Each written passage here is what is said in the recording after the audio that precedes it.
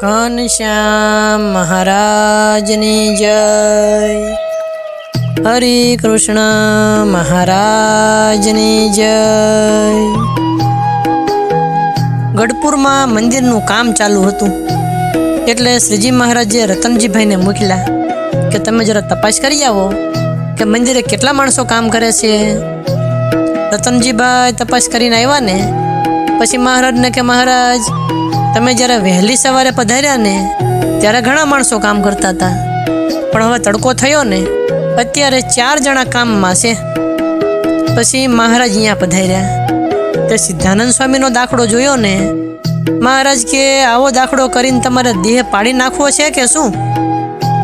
એમ કહીને સ્વામી ગારો તૈયાર કરતા હતા તે હાથમાંથી પાવડો મહારાજે લઈ લીધો અને એ મહારાજ પોતે ગારો પાવડા વચ્ચે તાણવા માંડ્યા.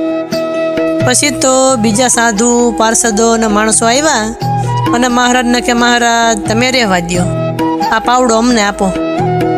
પછી મહારાજે પાવડો એમને આપ્યો અને હાલમાં સજ્જાનું મંદિર છે ને એ જગ્યાએ પાણાની સારી છીપર હતી. મહારાજ એના ઉપર બેઠા.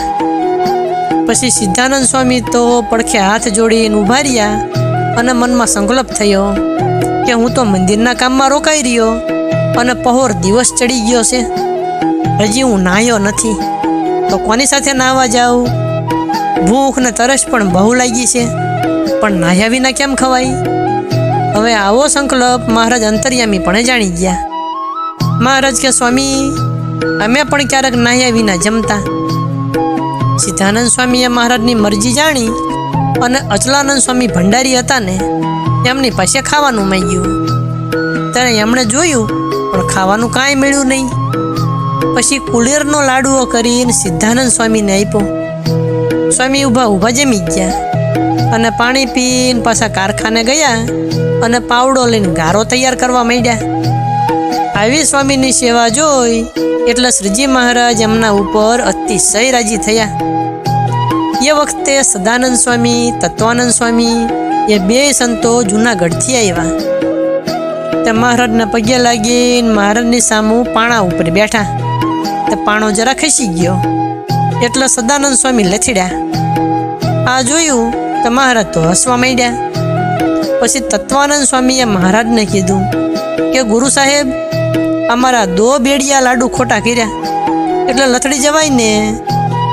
મહારાજ કે સ્વામી તમે કેટલા લાડુ જમો? એમણે કીધું કે ગુરુ સાહેબ 10 લાડુની છોટી તો ઉડાઈ નાખું. આ સાંભળીને મહારાજ હસવા માંડ્યા અને હસતા હસતા અક્ષરવડીએ પધાર્યા. પછી મહારાજ થોડી વાર પોઢી ગયા. બપોર પછી 3જા પહોરે મહારાજ જાગ્યા. જાગીને કોગળા કર્યા અને મુખારવીને ધોઈને જળપાન કર્યું. પછી ચાખડીઓ પહેરીને મંદિરના કારખાને પધાર્યા. તે લીમડાથી ઉત્તરાદી બાજુ ધૂળનો ઢગલો હતો ને એના ઉપર ધાબળી નંખાવી અને મહારાજ ધાબળી ઉપર બેઠા. ત્યારે નિત્યાનંદ સ્વામી વગેરે સદગુરુઓ આવ્યા અને મહારાજની આગળ બેઠા. એ સમયે દેશાંતરથી જે હરિભક્તો આવેલા તે મહારાજને ઘણા હાર પહેરાવ્યા. એટલે મહારાજે કારખાનાવાળા સૌને બોલાવ્યા. મહારાજ કે બધા અહીંયા આવો, તમને હાર આપવા છે. પછી મંદિરનું કામ કરવાવાળા બધા આવ્યા તે મહારાજે એમને એકેકો પ્રસાદીનો હાર આપ્યો. એટલે હાર તો બધાય ખૂટી રહ્યા. પછી સિદ્ધાનંદ સ્વામી આવ્યા તે હેતમાંથી સ્વામી એમ બોલ્યા કે મહારાજ તમે મને તો હાર આપતા નથી. પછી મહારાજે પોતાના શરીર ઉપર બધે હાથ ફેરવીને જોયું તો હાર તો એકે હતો નહીં. પછી સ્વામી સામે જોયું પણ મહારાજ કાંઈ બોલ્યા નહીં અને એક ગુલાબના પુષ્પની પાંખડી પોતાના ખોળામાં હતી. એ લઈને સિદ્ધાનંદ સ્વામીને આપ્યા અને મહારાજ કે આ પાંદડીમાંથી ઘણા હાર થશે.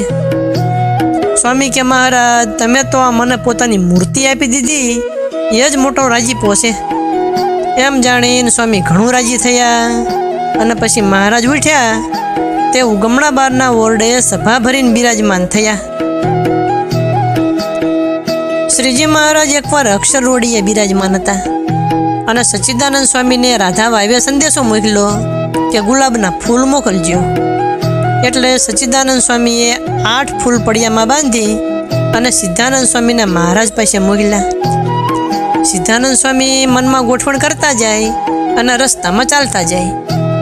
સ્વામી મનમાં વિચાર કરે કે હું જઈશ ને એટલે મહારાજ મને પૂછશે કે કેટલા ફૂલ છે, એટલે હું કહીશ કે મહારાજ 8 ફૂલ છે. એવી રીતે સંકલ્પ કરતા કરતા આવ્યા. એ વખતે મહારાજ તો ઉગમણા બારના ઓરડાની ઓસરીએ સભામાં બિરાજમાન હતા. સિદ્ધાનંદ સ્વામીને આવતા જોયા ને તો મહારાજે એમનો સંકલ્પ સત્ય કરવા માટે છેટેથી પૂછ્યું, સ્વામી કેટલા ફૂલ લઈ આવ્યા? સ્વામીએ છેટેથી જ જવાબ આપ્યો કે મહારાજ 8 ફૂલ છે. આ સાંભળીને સભામાં બધા હસવા લાગ્યા.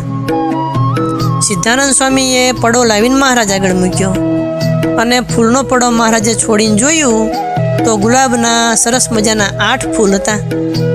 પછી મહારાજ સ્વામી ઉપર ઘણા રાજી થયા. મહારાજ ઉગમણા બારના ઓરડાની ઓસરીએ સભા ભરીને બિરાજમાન હતા. એ વખતે રાધાવાયોથી સચ્ચિદાનંદ સ્વામી અને સિદ્ધાનંદ સ્વામી ગુલાબના પુષ્પના 2 ગુચ્છ બનાવીને આવતા હતા.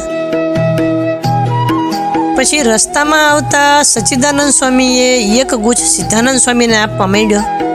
સ્વામીએ ના પાડી. સ્વામી કે 2 ગુચ્છ તમે રાખો, કેમ કે હું રાખું ને તો આપણું બરોબરિયાપણું થઈ જાય, માટે તમે ગુરુ છો ને એટલે 2 ગુચ્છ તમે રાખો.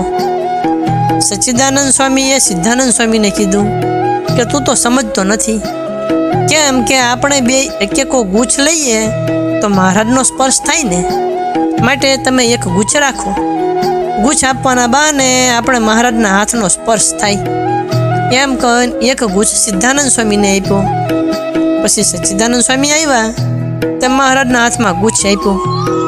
એટલે સિદ્ધાનંદ સ્વામીએ બરોબરિયા થઈ જવાય એની લાજે જોઈ અને હેઠું જોઈને મહારાજને ગુચ્છ આપ્યો. આ જોઈને મહારાજ કે સ્વામી તમે તો બરોબરિયા કરી દીધા કે? એમ કહીને મહારાજ હસ્યા એટલે સભામાં બધાય હસવા લાગ્યા. પછી મહારાજે વાત કરી. મહારાજ કે બેયને કેવા બને છે એમ કહીને એક દ્રષ્ટાંત આપ્યું.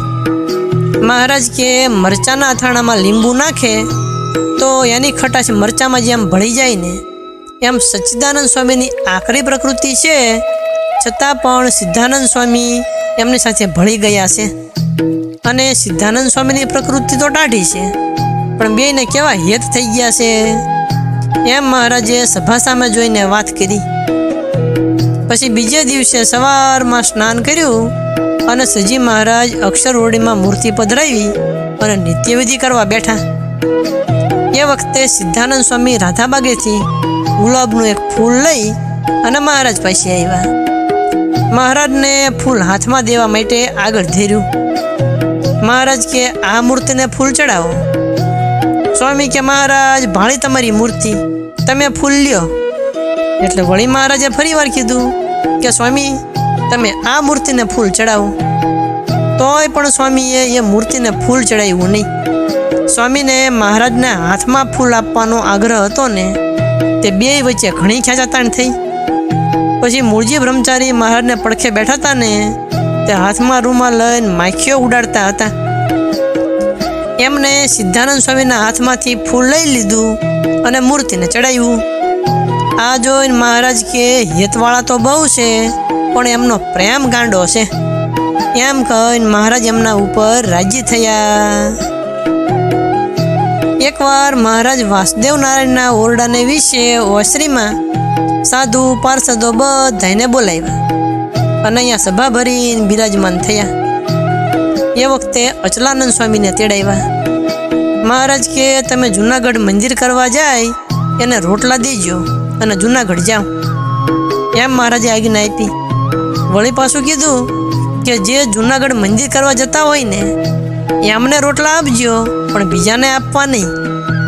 પછી સર્વે સાધુએ કાગળ લખવા માંડ્યા. તે સૌની શ્રદ્ધા પ્રમાણે કીધું કે મહારાજ હું 2 મહિના જુનાગઢ મંદિર કરવા જઈશ અને કોઈ કે હું 3 મહિના જઈશ. આ જોઈને સિદ્ધાનંદ સ્વામીએ સચ્ચિદાનંદ સ્વામીને કીધું કે બીજા તો જુનાગઢ મંદિર કરવા જાય છે તે આપણે કેમ કરશું? સચ્ચિદાનંદ સ્વામી કે મહારાજને મેલીને હું તો જુનાગઢ નહીં જાઉં. તારે જવાનો કાગળ લખવો હોય તો લખાય. પછી સિદ્ધાનંદ સ્વામીએ હેતમાંથી કીધું કે મહારાજ મારો પણ કાગળ લખો. આ જો મહારાજ તો હસવા માંડ્યા. મહારાજ કે હેતવાળા છે અને કાગળ લખાવા આવ્યા છે, તમે તો રાધાબાઈ જાઓ, તમારે અહીંયા જ જુનાગઢ સવાર સાંજ દરરોજ દર્શન કરવા આવજો. પછી મહારાજ કે સચ્ચિદાનંદ સ્વામી ક્યારેક ક્યારેક એકલા ચાલે છે ને, માટે એમને એકલા ચાલવા દેશો નહીં અને તમારી આજ્ઞામાં રાખજો. આ વાત સાંભળીને સિદ્ધાનંદ સ્વામીને તો મૂંઝવણ થઈ કે સ્વામી મારા ગુરુ છે અને એમને મારે શી રીતે આજ્ઞામાં રાખવા, એમ સંકલ્પ થવા માંડ્યા. પછી મહારાજ એમના સંકલ્પ અંતર્યામીપણે જાણી ગયા અને સભાને કીધું કે હવેથી સાધુ પાળા સર્વે રાધાબાઈ રહેતા હોય એ સચ્ચિદાનંદ સ્વામીની આજ્ઞામાં રહેજો, એ મોટેરા છે. પછી એ વાત સાંભળીને સિદ્ધાનંદ સ્વામી બહુ રાજી થયા અને સભાને ઉઠવાની આજ્ઞા આપી અને શ્રીજી મહારાજ જમવા માટે પધાર્યા. એકવાર શ્રીજી મહારાજ ઉગમણા બારના ઓરડાની આગળ ફળિયામાં જુવારની ખાંડ ઉપર વિરાજમાન હતા. તે પીપળાવાળી વાડીએ ચીચોડો ફરતો હતો ને, ત્યાંથી સચ્ચિદાનંદ સ્વામીએ મહારાજને તેડવા માટે માણસ મોકલ્યું. મહારાજ કે સાધુ પાર્ષદો હરિજનો જેને વાડીએ આવવું હોય એ તૈયાર થાવ, પીપળાવાળી વાડીએ સચ્ચિદાનંદ સ્વામીએ અમને તેડાવ્યા છે. પછી મહારાજ વાડે પધાર્યા તે માણસો તો સાથે ઘણા ભેગા થયા. મહારાજે ઘોડીએ ચડીને વાડ ફરતો આંટો દીધો. પછી મહારાજ કે બધા એક એકો સાંઠો લઈ લ્યો, એટલે સૌએ એક એકો સાંઠો ખભે લઈ અને મહારાજની પાછળ ચાલ્યા. તે માણસો તો ઘણાય થયા. પછી મહારાજ માણકી ઘોડીએ ચડ્યા હતા ને, તે ખોળામાં એક સાંઠો લીધેલો અને એમને એમ સાંઠો ખોળામાં લઈ અને મહારાજ તો દરબારમાં પધાર્યા. સૌના સાંઠા મહારાજે જોયા, પણ સિદ્ધાનંદ સ્વામીનો સાંઠો તો પાતળો અને નાનો હતો. એમનો આ વૈરાગ્ય જોયો ને એટલે સિદ્ધાનંદ સ્વામી ઉપર મહારાજ અને મુક્તાનંદ સ્વામી બહુ રાજી થયા. મુક્તાનંદ સ્વામીએ શાંતાનંદ સ્વામીને કીધું કે આપણો સાંઠો આપ. પછી સિદ્ધાનંદ સ્વામીએ કીધું કે મારે તો સાંઠો નથી ખાવો અને આ જે મેં સાંઠો લીધો છે ને તે મહારાજે આજ્ઞા આપી એટલા માટે લીધો છે. આ સાંભળીને શ્રીજી મહારાજ એમના ઉપર અતિશય રાજી થયા. હવે સદગુરુ શ્રી ગોપાળાનંદ સ્વામી કૃત મહારાજની લીલાની બીજી જે કથા તે આપણે આગળ કહીશું. અત્યારે કથાને વિરામ આપીએ. બોલો સ્વામિનારાયણ ભગવાનની જય.